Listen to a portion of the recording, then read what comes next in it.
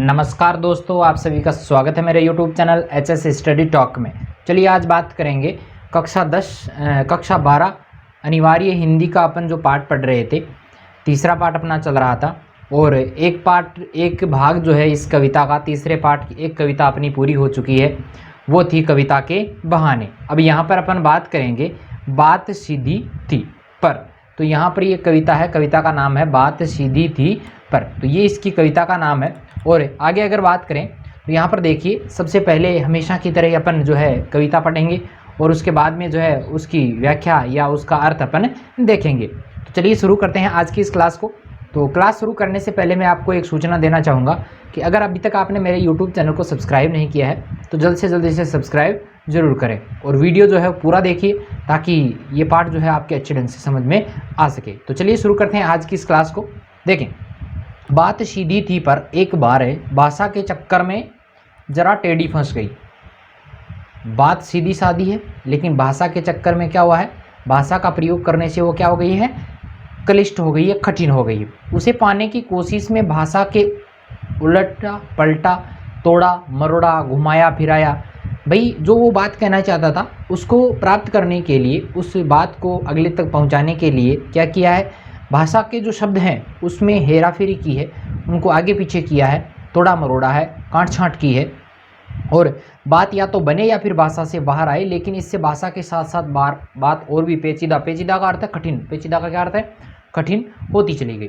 तो बात जो है वो धीरे धीरे क्या होती है, और भी कठिन हो जाती है। किस चक्कर में कि उसने जो भाषा में जो काट छाँट की, भाषा के शब्दों को आगे पीछे किया, इस कारनामे की वजह से भाषा जो है वो कठिन हो गई है। चलिए इसकी व्याख्या देखते हैं। बहुत ही सरल ढंग से मैंने इसकी व्याख्या की है। तो देखिए, कवि कहता है, क्या कहता है कि मेरे मन में एक सीधी सरल बात थी जिसे मैं कहना चाहता था। सीधी सी बात है, कवि एक सरल बात को हमें कहना चाहता है।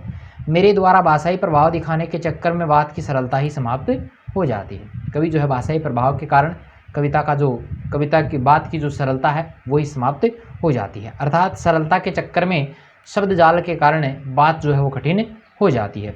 और कवि आगे क्या कहता है, देखो, उसे पाने की कोशिश में। तो यहाँ पर देखिए, उस बात को स्पष्ट तरीके से कहने के लिए मैंने भाषा को बदलने का प्रयास किया, भाषा में परिवर्तन किया है, शब्दों को घुमाया फिराया ताकि सीधी बात जो है वो सरलता से व्यक्त हो सके। मैंने प्रयास किया, आत्मकथात्मक शैली का प्रयोग यहाँ पर किया गया है। मैंने प्रयास किया कि या तो मेरी बात सहजता से व्यक्त हो जाए या फिर भाषा के जंजाल से बाहर आ जाए, कि या तो भाषा के जंजाल में जो फंस गई है वो बाहर निकल आए, या ये जो है बात अपनी स्पष्ट रूप से व्यक्त हो जाए। लेकिन इस प्रयास में देखो क्या हुआ, भाषा और अधिक कठिन हो जाती है और भाषा के साथ साथ जो बात थी वो भी कठिन हो जाती है। भाषा के चक्कर में, भाषा के चमत्कार के चक्कर में क्या होता है, जो बात है सीधी सादी बात भी कठिन हो जाती है। तो यहाँ पर देखिए कुछ बातें आपको बताऊँगा, आत्मकथात्मक शैली में यहाँ पर प्रयोग किया गया है जब मैंने व्याख्या की है यहाँ पे। इसके अलावा देखिए जो है यहाँ पर बै बै की आवृत्ति हो रही है, इसका मतलब यहाँ पर अनुप्रास अलंकार का प्रयोग हुआ है और मेरे ख्याल से इसमें कुछ है नहीं, ठीक है। तो यहाँ पर आपको ये इतनी बातें आपको याद रखनी है। तो चलिए आगे चलते हैं, इससे आगे वाला भाग अपन पढ़ते हैं। देखें, सारी मुश्किल को धैर्य से समझे बिना मैं पेंच को खोलने के बजाय इसे बेतरह कसता चला जा रहा था। भाई जो सारी मुश्किल थी उसको धैर्यपूर्वक, ध्यानपूर्वक समझने के बजाय, जो पेंच है उसको खोलने के बजाय, यानी उससे बाहर निकलने के बजाय, इसे बेतरह बुरी तरह से कसता चला जा रहा था। भाई पेंच होता है, पेंच को आप उसकी बिना उसके ख्याल किए कि भाई ये पेंच जो है वो गर्म होकर टूट भी सकता है और इसकी चूड़ी भी जो है वो खराब हो सकती है। तो बेतरह से, बिना तरह से कसता चला जा रहा था, क्योंकि इस कर्तव्य यानी कारनामे पर, इस क्रियाकलाप पर मुझे साफ सुनाई दे रही थी तमाशा देखने वाले लोगों की शाबाशी और वाह वाह।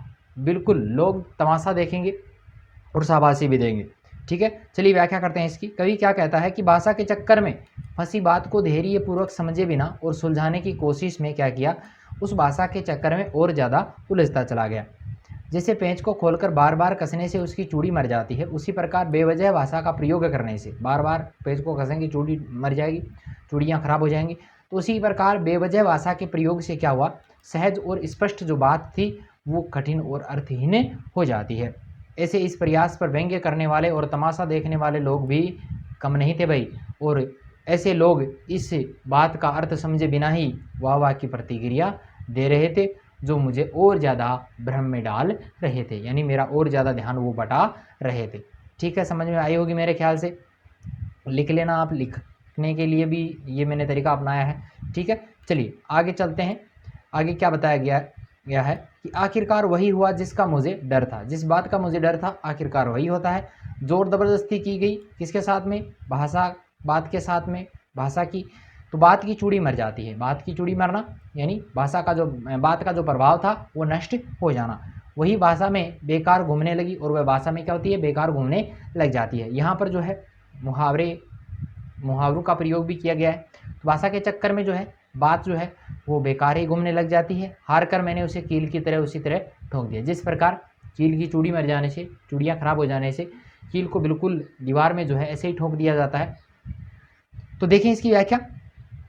कवि कहता है कि बात कहने के लिए मैंने चमत्कारी शब्दों का और बनावटी भाषा का प्रयोग किया। बिल्कुल चमत्कारी शब्दों और बनावटी भाषा का प्रयोग किया गया। आखिरकार वही हुआ जिस बात का कवि को डर था। किस बात का डर था? कि जोर ज़बरदस्ती से अगर पेज को कसा जाता है तो उसकी चूड़ी मर जाती है। उसी प्रकार भाषा का भी जोर ज़बरदस्ती से चमत्कार दिखाने के लिए जो प्रयोग किया गया, उस प्रयोग से जो भाषा का या बात का जो प्रभाव था वो नष्ट हो जाता है, और बात जो थी वह भाषा में बेकार ही घूमने लग जाती है। यानी भाषा के चक्कर में वो अपना प्रभाव खो बैठी है। जिस तरह चूड़ी मर जाने पर पेज को उसी तरह ठोक दिया जाता है, जिस तरह मैंने भी अपनी बात को भाषा में उसी बनावटीपन के साथ छोड़ दिया। यानी जिस प्रकार अगर आप पेज को कसते हैं, चूड़ी मर जाती है, फिर उसको धीरे से ऐसे ही दीवार में ठोक देते हैं, जो बाहर से तो बिल्कुल सुंदर नज़र आएगा, लेकिन उसके अंदर की जो कसावट है वो बिल्कुल भी नहीं रहेगी, वो मजबूती उसमें बिल्कुल भी नहीं रहेगी। तो कवि की जो बात है उसमें भी भाषा के शब्दों का प्रयोग करने से क्या होता है? उसकी चूड़ी मर जाती है, यानी भाषा का जो प्रभाव था वो नष्ट हो जाता है। चलिए बात समझ में आई होगी। चलिए मैं अगली स्लाइड पे आपको ले चलता हूँ। अब देखें, ठीक है, शायद लास्ट स्लाइड है आज की। देखिए, ऊपर से ठीक ठाक पर अंदर से न तो उसमें कसाव था, ना कसावट थी, ना ताकत थी। बात ने जो एक शरारती बच्चे की तरह मुझसे खेल रही थी। बात एक शरारती बच्चे की तरह जो है वो कवि से खेल रही है, मुझसे खेल रही थी। मुझे पसीना पोंछते देखकर और मैंने जो मेहनत की, भाषा का प्रयोग करने की जो मैंने जो मेहनत की, उस मेहनत को देखकर जो शरारती बच्चे की तरह जो बात थी वो पूछने लगी, क्या तुमने भाषा को सहूलियत से बरतना कभी नहीं सीखा? कि तुमने भाषा का सहज और सरल तरीके से प्रयोग करना कभी नहीं सीखा भाई? तो यहाँ पर देखिए इसकी व्याख्या अपन देख लेते हैं। कवि कहता है कि कील की चूड़ी मर जाने से के पश्चात वह ऊपर से तो कैसी लग रही थी? सुंदर लग रही थी। मैंने बात पहले ही बता दी आपको, लेकिन उसमें कसाव नहीं रहता। लेकिन उसके अंदर की जो कसावट है, उसके अंदर की जो मजबूती है वो नहीं रहती है। उसी प्रकार भाषा के प्रयोग से बात का जो प्रभाव था वो भी नष्ट हो जाता है, और वह ऊपर से तो बिल्कुल ठीक ठाक लग रही थी। कवि जिस बात को भाषा के माध्यम से स्पष्ट करना चाहता था, लेकिन वह बात जो है वो कवि से एक शरारती बच्चे की तरह खेलने लग गई थी। और कवि के इस परिश्रम से आए पसीनों को पहुँचते हुए बात उससे क्या कहती है? एक शरारती बच्चे की तरह बात जो है उनसे सवाल पूछती है। कवि से क्या पूछती है?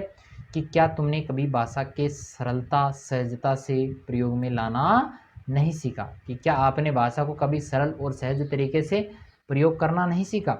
इस प्रकार की बातें जो है वो कवि से कौन पूछ रही है? बात पूछ रही है। तो मेरे ख्याल से आपको मेरा ये पार्ट जो है वो पसंद आया होगा, पढ़ाने का जो तरीका है वो भी पसंद आया होगा। फिर भी आपकी कोई समस्या है तो आप मुझे ज़रूर बताएं। चलिए, तो ये पसंद आया होगा, आपको समझ में भी आया होगा। तो अगर वीडियो पसंद आए तो लाइक करें, और आपको मेरा ये वीडियो कैसा लगा मुझे कमेंट करके ज़रूर बताएं। और इस प्रकार के और भी वीडियोस देखने के लिए आप मेरे यूट्यूब चैनल को सब्सक्राइब ज़रूर करें। तो आज के लिए इतना ही, मिलते हैं फिर कल इसी समय। आज के लिए थैंक यू, धन्यवाद, जय भारत।